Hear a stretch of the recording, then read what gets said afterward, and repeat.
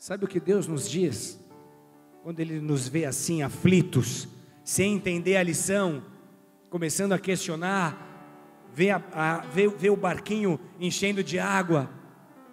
Sabe quando Ele diz, quando Ele nos percebe atemorizados, receiosos, em pânico até? Isaías 41:40, fecha os teus olhos. Ele diz: não temas, porque eu sou contigo. Não te assombres, porque eu sou teu Deus. Eu te fortaleço, eu te ajudo e eu te sustento com a minha destra fiel. Tem pessoas que vieram aqui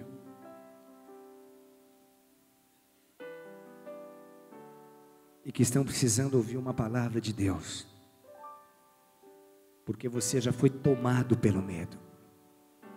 Você tem sentido tanto pânico, tanto medo de coisas que nem aconteceram, que você nem sabe se vão acontecer.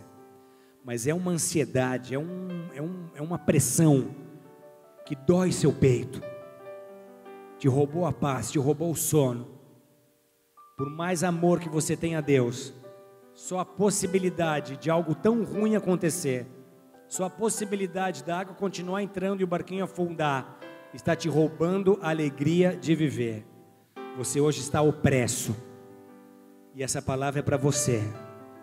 Recebe essa palavra no seu coração. Não temas, porque eu sou contigo. Não te assombres, porque eu sou teu Deus. Eu te fortaleço, eu te ajudo, eu te sustento com a minha destra fiel. Aleluia. Pode abrir os seus olhos.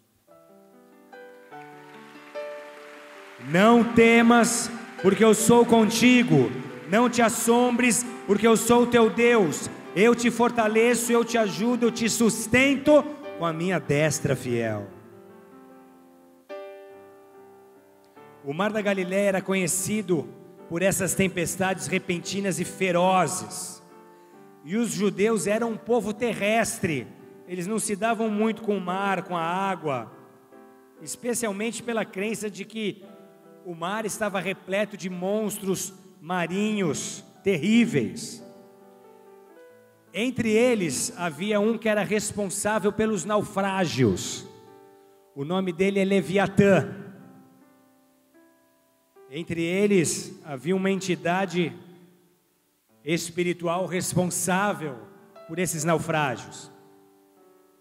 Salmo 104:26 fala sobre isso. Ali passam os navios e o Leviatã que formaste poupa nele, para nele afogar. Então Deus está indicando que Leviatã era a causa dos naufrágios. Leviatã é apresentado na Bíblia como uma serpente, um dragão, conforme Isaías 27:1. Ele afunda os navios. E navio na Bíblia é símbolo de igreja, é tipo de igreja. Mas navio aqui pode representar a tua família, navio aqui pode representar o teu ministério, navio aqui pode representar a tua empresa. Ele afunda navios. E nós vemos a ação de Leviatã no livro de Jó. Jó foi um homem alvo de Leviatã e ele sofreu ataques em 7 áreas de sua vida, para você entender como esse espírito age. Jó foi um homem próspero, rico, que de repente perdeu tudo, perdeu os filhos, perdeu fazendas, perdeu posses, perdeu a saúde. Então a primeira coisa que acontece é que ele perde os filhos. E o que Leviatã faz? Ele sempre tenta ceifar os filhos, tocar os filhos. O que acontece é uma matança de filhos que podem ser espirituais, que podem ser filhos naturais morrendo espiritualmente. Esse sempre será um alvo de Leviatã quando ele ataca um líder, quando ele ataca um sacerdote, quando ele ataca um cristão. A esposa de Jó também foi atacada e ela quase fica louca. Ela chega a dizer: amaldiçoa esse teu Deus e morre. Então na área dos filhos, na área familiar, os filhos, a esposa, a saúde de Jó ele só não morreu, o resto foi tudo tocado. Os amigos, esse Leviatã destrói relacionamentos. Quando ele entra num lar, quando ele entra numa comunidade, ele faz com que os melhores amigos se transformem nos piores inimigos. É quando você vê difamação, desonra, calúnia entre aqueles que eram próximos, que eram amigos. Mas ele também age na mente de Jó, porque quando ele ataca e tenta derrubar um navio, ele trabalha na mente, trazendo confusão, pensamentos de derrota, medo, intimidação, sensação de perseguição, solidão, uma linguagem de desistência. A todo tempo você está pensando e falando em desistir, em pular do barco. É um ataque em pular do barco, é um ataque nas emoções. Finanças, ele perde tudo. Então a família dele é destruída, o casamento é arruinado. Esses são os alvos de Leviatã. O navio de Jó estava afundando. E aí lá dos 42 capítulos de Jó, no capítulo 40, você vê algo mudando. Porque no capítulo 42, tudo que Jó perdeu é restaurado e restituído. Então ele passa 40 capítulos sofrendo e perdendo. No 42 ele é restituído. E o que aconteceu no capítulo 41 de tão sério para que ele vivesse essa transformação?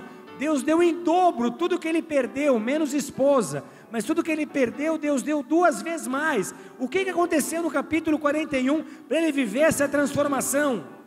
No capítulo 41, Jó entendeu que a luta dele era contra Leviatã. E aí no capítulo 42, verso 5, ele pode dizer: eu te conhecia só de ouvir, mas agora os meus olhos te veem. Eu te conhecia de ouvir, mas agora os meus olhos te veem. E o que aconteceu no capítulo 41? Ele percebe essa luta, e ele, em vez de se entregar, ele se rende a Deus. Ele começa a orar pelos amigos, ele entende a história do perdão e da reconciliação, ele não abre mão das alianças, ele batalha por elas. E o que nós vemos é Deus trazendo essa revelação a ele. Em Jó 41, verso 1 está escrito: poderás pescar, Jó, com um anzol o Leviatã, ou ligará sua língua com a corda? Então ele entende que não era uma batalha natural, ele estava enfrentando um principado. E a ação de Leviatã, amados, é real hoje, é real nessa nação. É Leviatã que tenta destruir ministérios, é Leviatã que tenta destruir casamentos de líderes, é Leviatã que está por detrás de muitos ataques que a igreja sofre. E talvez você hoje esteja sofrendo um ou alguns desses ataques nessas áreas de sua vida, porque a ação de Leviatã, ela afeta a audição, ela afeta a visão, e ela afeta a voz profética. A linguagem que era vitoriosa passa a ser uma linguagem de derrota. Em vez de profetizar bênçãos, essa voz começa só a decretar maldições. A visão fica turva. Quando o Leviatã está atacando, tentando afundar o barco, fica difícil ver milagre. Você só escuta relatório de destruição, e você não consegue ouvir a voz de Deus, não fica mais na presença de Deus, crendo nas promessas de Deus, porque nós ouvimos Leviatã, nós reproduzimos aquilo que ele diz, e nós não conseguimos mais nos apegar às promessas de Deus. O discurso de vida é destituído e é substituído por um discurso de morte. Esse espírito age, igreja, e ele age com base em legalidade. Por isso ele promove a promiscuidade, os pecados sexuais. Por isso ele promove a imoralidade, porque ele precisa de lama, ele precisa de sujeira para rastejar sobre ela. E ainda ele bloqueia a honra. Ele leva pessoas ao pecado para depois desonrar essas pessoas em função dos seus pecados. E quer saber mais? Ele tira das pessoas que ele ataca o envolvimento com a igreja e as liga em problemas que parecem ser muito maiores do que a sua necessidade de servir a Deus no ministério. Então Jó entende a luta, ele é restituído em tudo. Ele entende o perdão, ele se rende, ele é salvo. E assim será contigo. E assim será contigo se você entender qual que é a tua posição a ser tomada nesse barco hoje.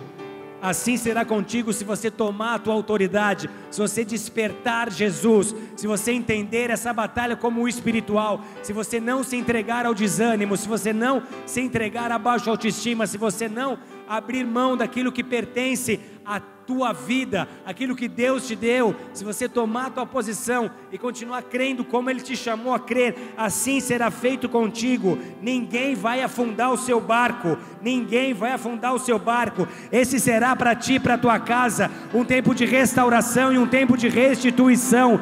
Se você não permitir que a sua fé seja abalada, se você não permitir que a sua linguagem seja contaminada, se você continuar com essa fé, fazendo a tua parte, Deus fará dele, será uma invasão de sobrenaturalidade. Não importa quanta água já tenha entrado nesse barco, você verá algo de poderoso te alcançando na terra, porque Deus vai honrar o seu posicionamento, Deus vai honrar a sua oração, Deus vai honrar a sua fé. Ninguém vai afundar o seu barco.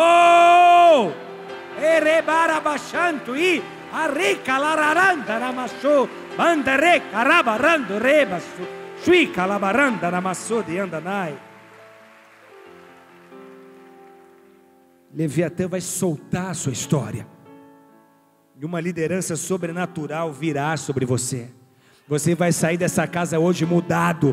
Você entrou opresso, você entrou confuso, você entrou se sentindo sem autoridade, desconectado, mas você vai sair da presença de Deus hoje renovado, restaurado, leve, a tua autoridade renovada, o peso da glória sobre a tua vida, a unção do Espírito Santo já está descendo sobre este prédio. Ela vem para quebrar o jugo, para despedaçar os grilhões, para despedaçar as correntes. Você sai dessa casa hoje renovado, você sai dessa casa hoje restaurado. Há uma promessa de Deus para a sua vida, há uma palavra sendo decretada a teu respeito. Toma a tua posição, teu barco não afunda, não importa o quão crítica esteja a situação, você verá algo de poderoso, de sobrenatural, de vivo da parte de Deus te alcançando, e o teu testemunho será grande. Deus colocará um cântico de júbilo nos teus lábios, Deus vai te dar motivo de alegria, Deus vai te dar motivo de testemunhar, e o seu testemunho será tremendo, será tremendo, será tremendo. Você se encontrará entre aqueles que lá na frente estará sendo poderosamente usado por Deus, mas porque aprendeu as lições, porque esteve no mar, porque viu as ondas entrando, porque enfrentou a tempestade, porque chegou no seu destino, porque avançou com a fronteira. O teu testemunho será poderoso, vidas serão abençoadas, vidas serão tocadas, vidas serão transformadas, através do poder que será liberado, todas as vezes que você der o seu testemunho, porque fiel é aquele que te chamou, Ele é o teu guarda, Ele é a tua proteção, Ele é o teu Deus, e Ele te diz para não temer, porque Ele é contigo, porque Ele é presente, porque Jesus está no barco.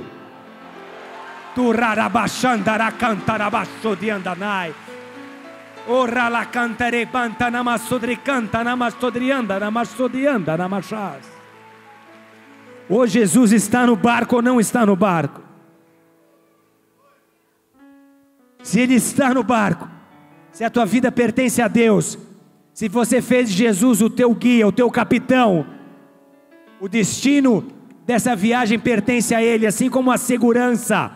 Nada ia afundar esse barco, eles tinham que chegar em Gadara. Nada vai afundar o seu barco, você precisa chegar onde Deus te chamou a estar.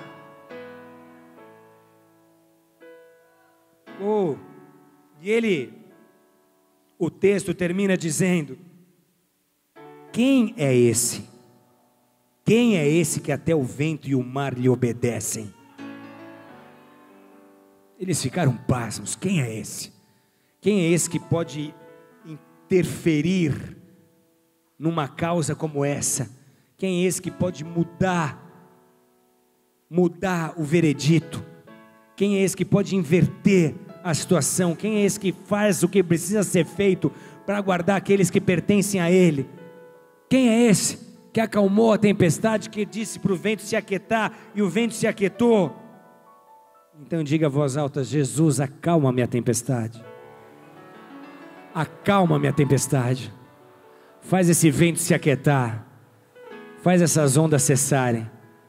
Diga em voz alta: Jesus, acalma minha tempestade. Toma o leme desse barco.